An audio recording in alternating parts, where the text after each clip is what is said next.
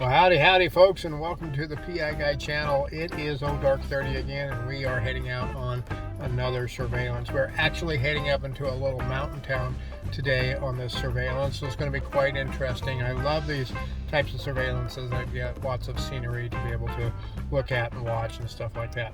But I've got everything ready. I've got my cover sheet, I've got my cameras, I've got my covert cameras. I am all ready to go, so let's get going, and once I'm on the road, I will let you know about the case, okay? Well, we are on the road, folks, and we are ready to go. I'll tell you a little bit about this case. It is a personal injury type of case. The subject that we are surveilling today has numerous injuries. In fact, reading through the list of injuries that he has and understanding a little bit about his accident cases and the case in total, I do believe he probably will display as injured. I believe he probably is injured. And then the question is, well, why would we be doing surveillance on somebody that we believe may be injured? And we're going to get to that here in just a little bit. But let me tell you a little bit more about this case. It is up in a smaller rural community up in the mountains. And the subject is known to get down into the big city, into the Denver metro area from time to time. I have worked this case before, so I have a little bit of insight as to some of his behaviors and places that he may be going. The subject is an older individual. When I say older, I'm not talking 80s, 90s, 70s. I'm talking just a more mature person. When you are working with somebody that's a little more mature in life, in their 50s, 60s, even their late 40s, you have to be aware of certain things. As a general rule, older people are going to be a little more aware of their surroundings. They're going to notice things that other people may not notice. Your face may not always be stuck in a cell phone. Now, I know I've worked some and they're just as bad as a 20-year-old or a 15-year-old or a 10-year-old, which shouldn't have a phone anyway, but we're not even going to go into that discussion right now. But they are a little more aware of their surroundings. They are more likely to notice something that doesn't belong there.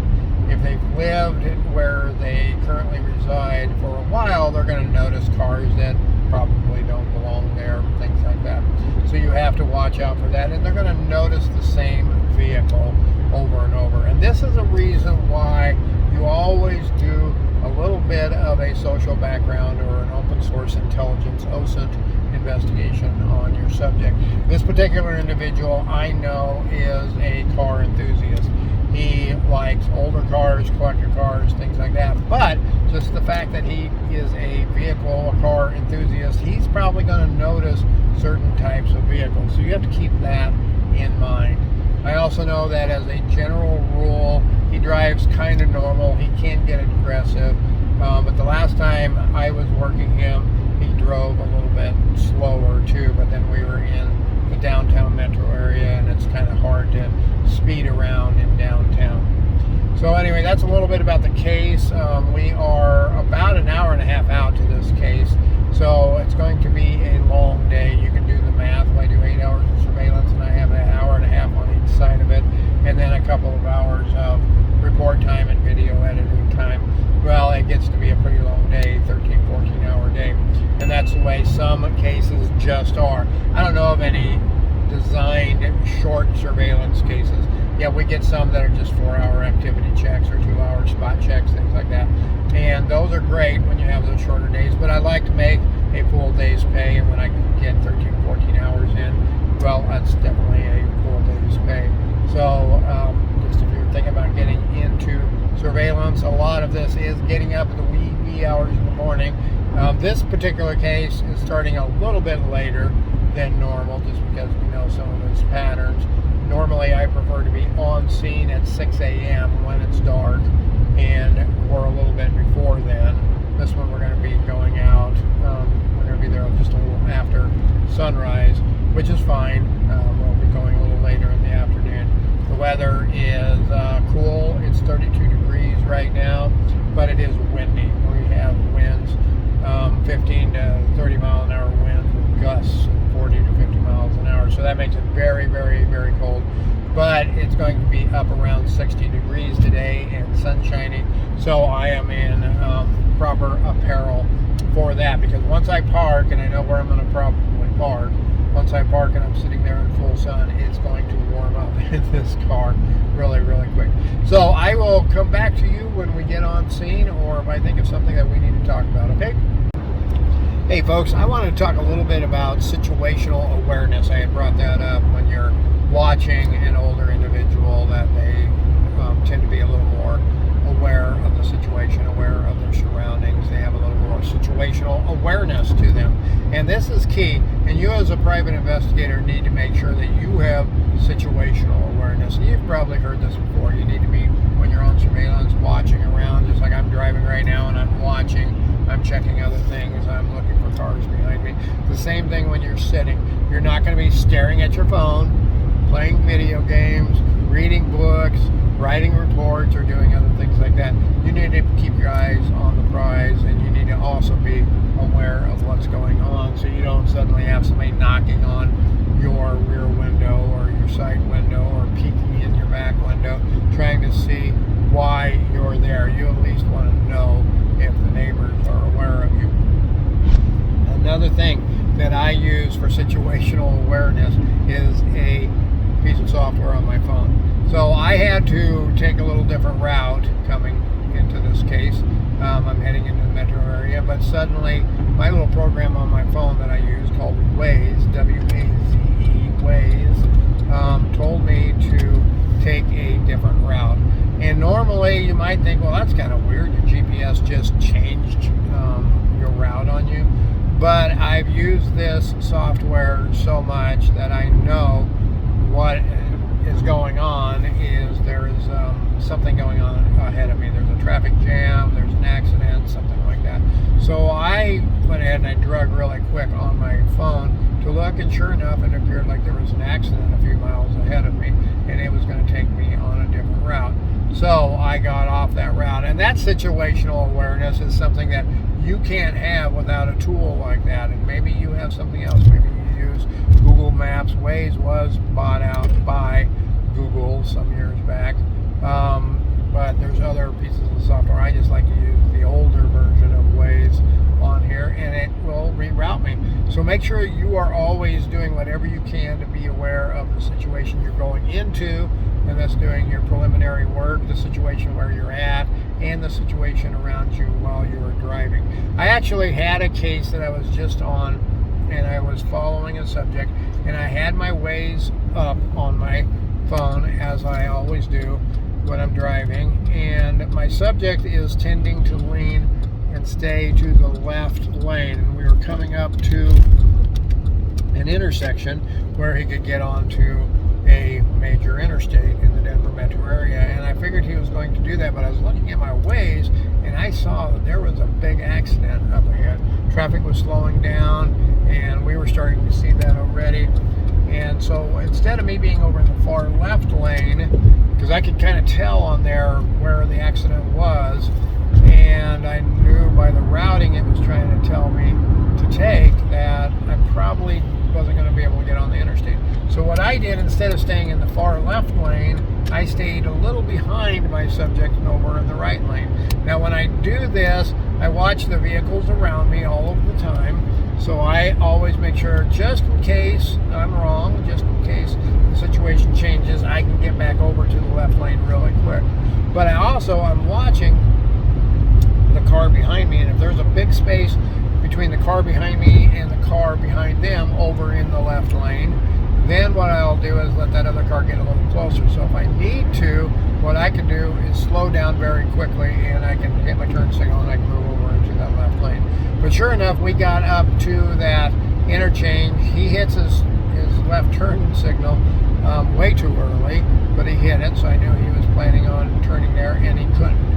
I ended up passing him because I could see ahead. He wasn't paying attention to what was ahead. I could see ahead, and I knew that he wasn't going to be getting on the interstate up there. So I ended up passing him, pulled off into a convenience store, let him go by, and then I was able to get back in. But just being aware of everything, and that's why you always want to be watching ahead. And if there are tools that you can use safely while you're driving, then do that too. Okay, I'll get back to you when we get on scene, okay?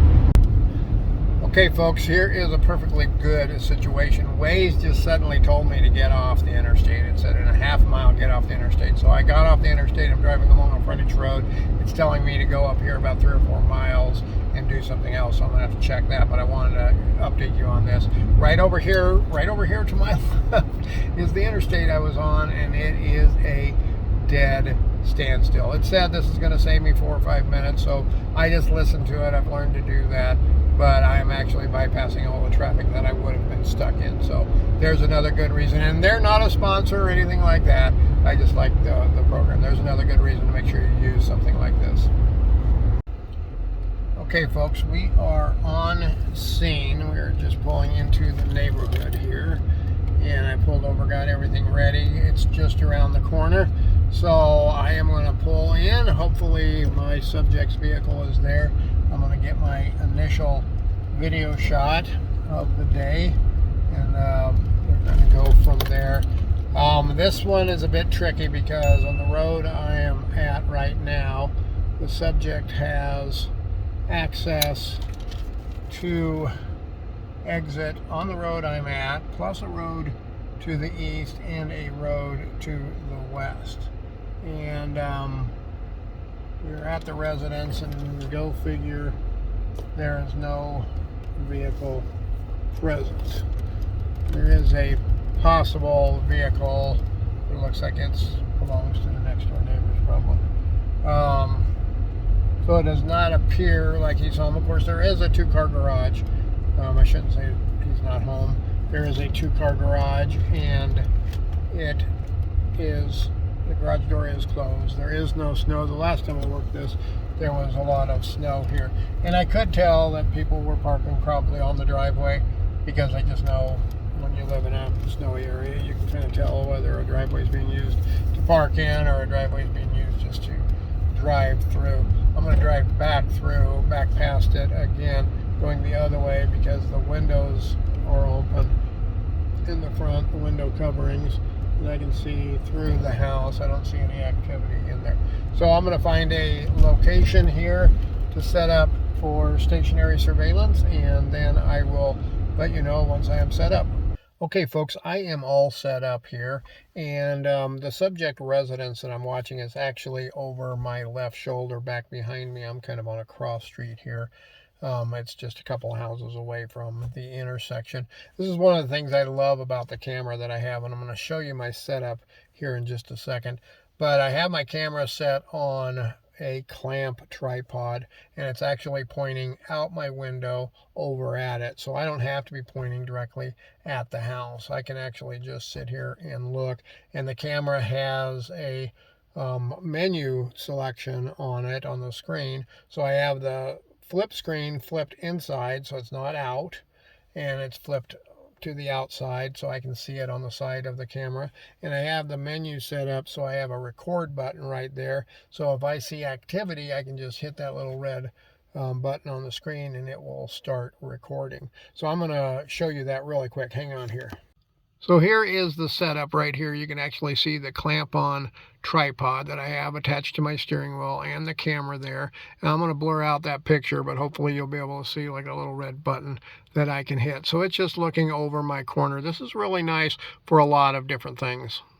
So hopefully that helped you a little bit. There is a link down below that goes to the official PI Guy website, freeprivateinvestigatortraining.com. There is a list there that has all of my equipment. So if you're interested in purchasing one of these, and I think I have another one here because I always carry a couple of everything.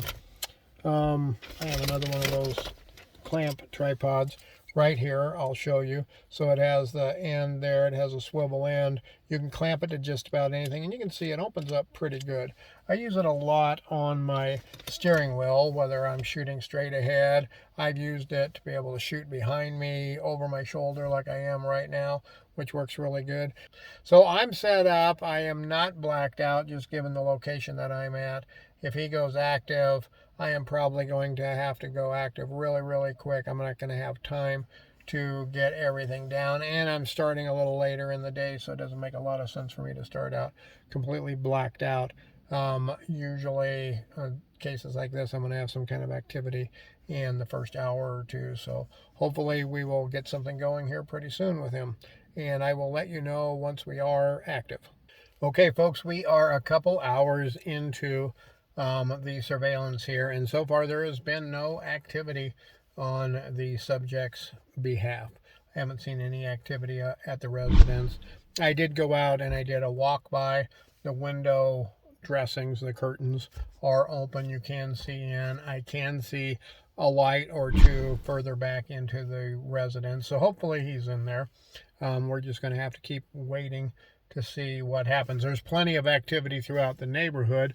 I've had the neighbors right next to where I'm parked. The gentleman keeps coming out and letting his dogs out and feeds his dogs and puts something out for his little doggies to lay down on, and he hasn't taken any notice of me. The dogs are barking at other things, not me. Sometimes people get a little worried when dogs start barking like they're going to give them away.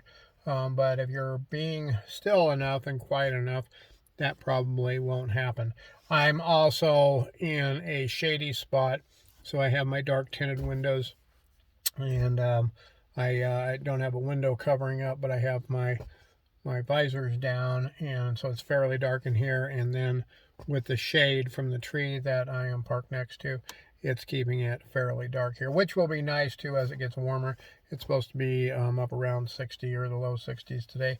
And I'll tell you what, if it's 65 degrees out there and you're in direct sunlight, your vehicle will be an oven. It will get up to 105, 110 degrees pretty quick in your vehicle. So you want to make sure you consider those things. If I have to, I'll park in full sun. If I don't have to, I will find a shady spot to park in. And I have other devices, fans and my Swampy. I didn't bring my Swampy with me today because it's not going to be that hot, but I have other devices that will help keep me cool in the summer when I'm out on surveillance as well. So I'm going to just stay here and continue diligently watching my camera and waiting for the subject to go active, and I'll let you know when that happens. Okay, folks, we are on the move. I did get a little bit of activity. I got a little video of the subject as his vehicle pulled out of the garage and took off. So I'm actually right behind him at a stoplight right now. We're on the move. Hopefully this will lead to something exciting. The wind has really picked up. I think I mentioned the weather before. It was supposed to be high around 60 degrees today, clear skies, but we have like 15 to 20 mile an hour winds with gusts up to 40 to 50 miles per hour. So sitting here kind of in the foothills, in the lower elevations of the mountains, the wind is really blowing a lot. So anyway, I did not get video of the subject himself. I did get video of his vehicle, and I probably got a face shot of him in the vehicle, but he didn't come walking out. He didn't, mow his lawn or do anything crazy like that. So I will get back with you when we get to wherever it is that we're going to. Okay, folks, well, we are down out of the mountain, and it's still following. It's been pretty successful thus far as the follow goes. I haven't had any concerns. He is ahead of me just a couple of cars, but the traffic is light enough that if I need to switch lanes to get through a light or anything like that, I'm generally able to do that. So I'm not too worried about losing him at this particular moment. He does have a unique vehicle too. He actually came from another state and recently moved to Colorado. So he has license plates that are from the other state. That's actually the state where the accident occurred, where he was injured. So he's got that, and he's got a unique vehicle, not one that's seen around here all the time. I mean, there are some, but it actually kind of stands out, which really helps. And you want to notice things like that, whether it's the license plate, if they have a novelty license plate, if they have an out-of-state plate, those things really help a lot. Or a bumper sticker. I'm looking at the back of the car too, and there is a bumper sticker of the dealer that where he potentially purchased it from. It's not really a bumper sticker, but you know what I mean. They put that little sticker on the back, and it's in all white text. That makes it kind of stand out too on a dark vehicle. So it is easy for me to keep ways away from me. So anyway, we are coming up to another light here, and I'll be right behind him again. But I will let you know when we are wherever we're going. Okay, folks, we have made it to downtown Denver. I followed the subject here. He is right across the way there. I'm going to get a little bit of video. Not sure exactly what he's going to be doing, so I'll just keep shooting video. He's probably going to get out of his car, I imagine. Took me a second to get parked here, but when I get out, I'm gonna have to change my hat, change my glasses, put my regular glasses on, and go on foot surveillance. I've been following him for a while with this hat and my sunglasses, so I just want to change things up a little bit. I might change my shirt, not sure. He's getting out and he's paying the meter. I'm gonna have to do that too. I'm at a meter, so I'm gonna have to stick my card in there and max it out. Who knows how long. We're literally downtown Denver, right off of the 16th Street Mall. So there he goes. I'm gonna have to go. Well, folks, it has been a little bit exciting. He was downtown. He met a younger couple, I'm going to assume his daughter or his son. It seemed like it was probably his daughter. Had lunch with them, and then they walked around a little bit, did a little window shopping, and now we're back on the road and kind of heading towards his residence, so I'll keep you informed. Well, folks, it has been an interesting day, to say the least. I did end up following him to multiple other locations. I wasn't able to get a lot of that on video just because things were just happening so fast. He went to a grocery store, to a Walgreens drugstore, and then he stopped and he fueled up, and then he did end up eventually at home, and now the day's over. After he got back to his residence, I kind of just sat outside of the residence, outside of the direct neighborhood, because I'd been following him for a long time today, and I got a little nervous.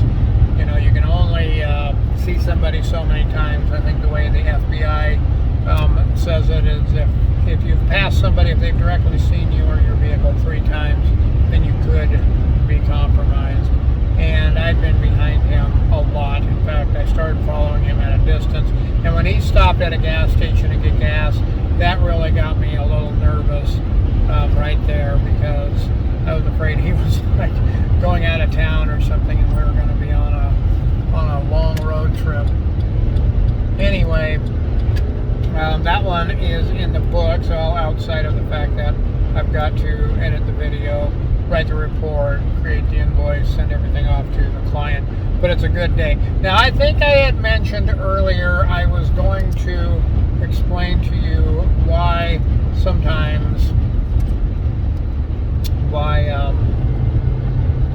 we might be out doing surveillance on a subject such as this individual who is obviously injured. And throughout my observations today, I could tell that he was definitely injured. His back was injured, his shoulder was injured. And the reasoning behind that, why some insurance companies might do that, is because they need to make sure that the subject is, or the claimant is, doing what they are supposed to be doing. Sometimes it's not always a matter of they think they're faking it, and they could be. I mean, they can fake it really good. You know, if they believe that somebody's following them or maybe following them, then they can also fake it really well too. But in this particular case, I'm fairly certain that he was really injured just because of the nature of the accident that he was in and the nature of his injuries.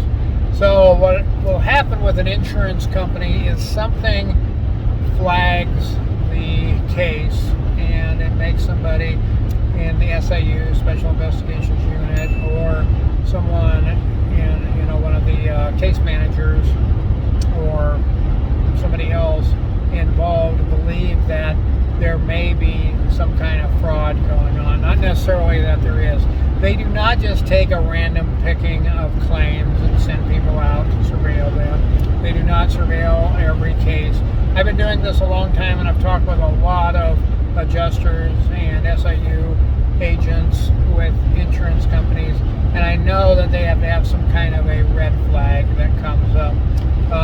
They've had multiple claims, similar claims, things like that. I had one like that a while back, a few years back, where a gentleman had a claim about every 4 or 5 years. It seemed like about every downturn in business, he would end up working with a trucking company and getting injured when he was by himself.